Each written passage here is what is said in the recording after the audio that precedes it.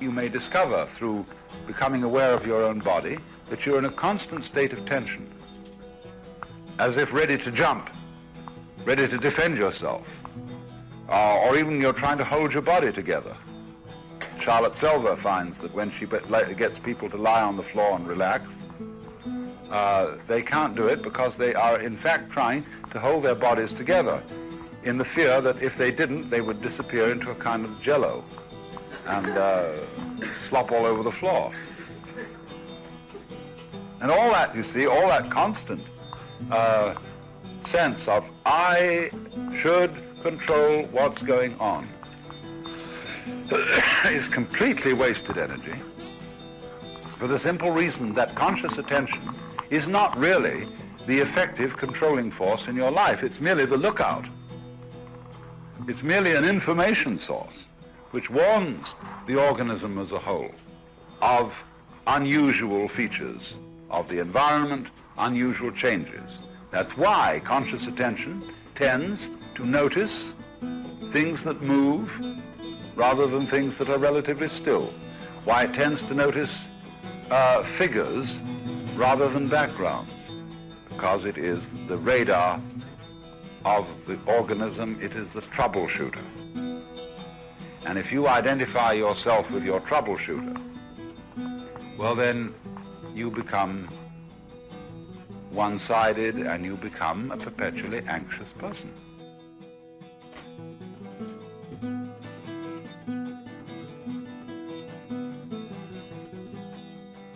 Whereas on the other hand, if you see that you are identified principally not with that troubleshooter, but with the whole organism, then you become identified rather with that aspect of your being which is in a constantly harmonious relationship to its environment.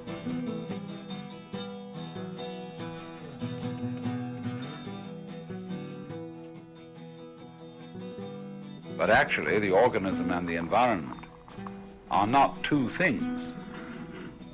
The environment is not the enemy of the organism, nor is the organism the enemy of the environment.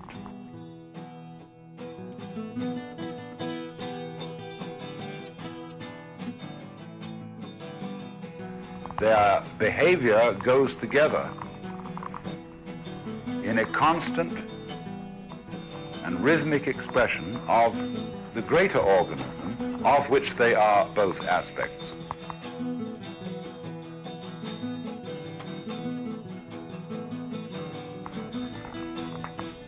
And the more your vision is widened, and the more you live from that point of view, the more you see the total lack of necessity of being on the defensive all the time. Furthermore, as soon as you're not on the defensive and not trying to hold on to your control of life,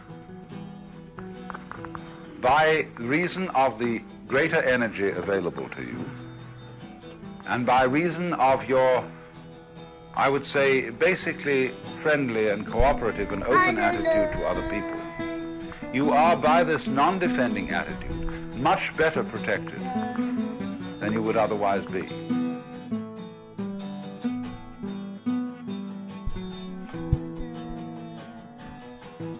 Because it's people who've got a chip on their shoulders and who are on the defensive who are always troublemakers. Whereas people who are, generally speaking, friendly to whomever they relate, don't get into difficulty very easily. They don't create difficulty.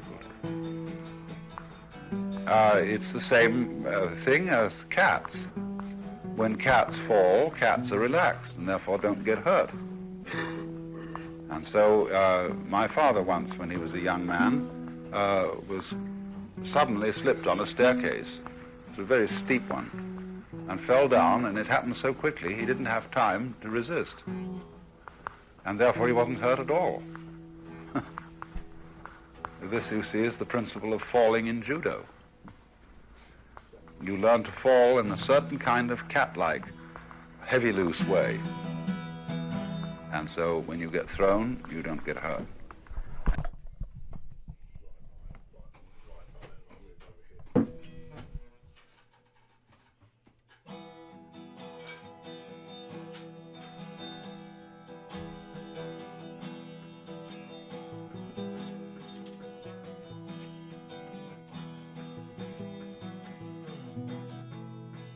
And experts can fall on concrete and still not be hurt.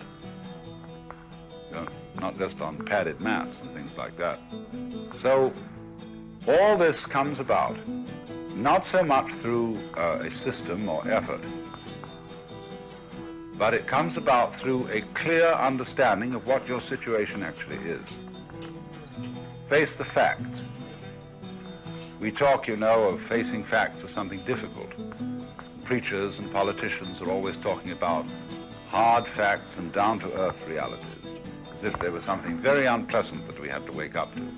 But I would rather say that the facts of our situation in the world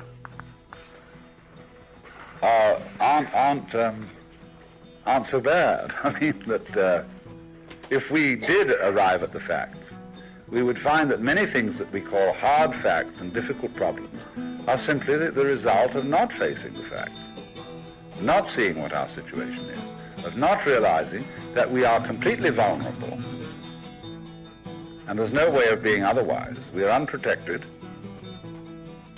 and that however protecting ourselves is not the way of life that evolution has favored. You see, contrast the mollusks and the mammals. The mollusks have hard shells on the outside and the soft flesh inside the shells. The mammals have the soft flesh on the outside and the hard bones in the middle of the flesh. Now this species is more viable biologically because it is more sensitive.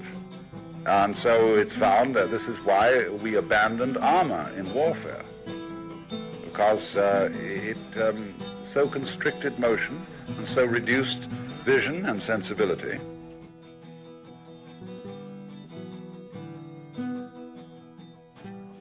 And speed of movement, that it really didn't work out. And so in the same way, you can think of the disastrous French experiment of trusting in the Maginot Line. What a flop that was.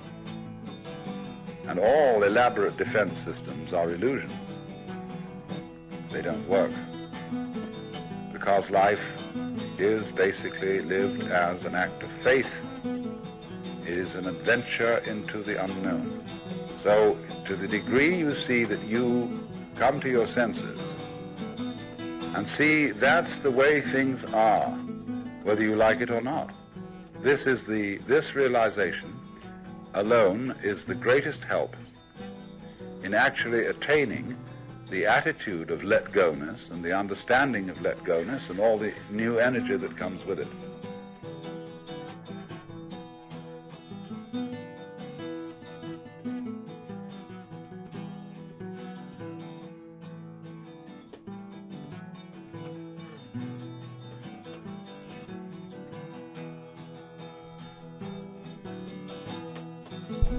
I don't know.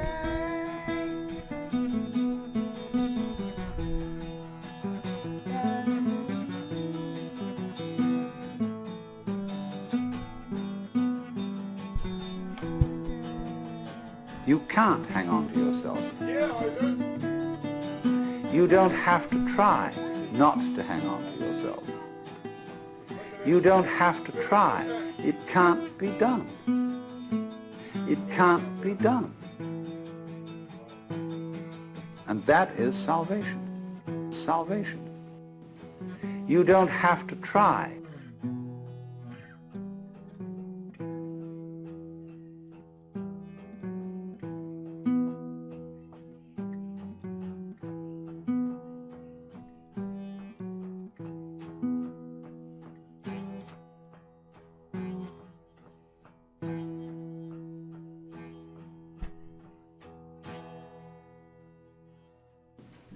You don't have to try.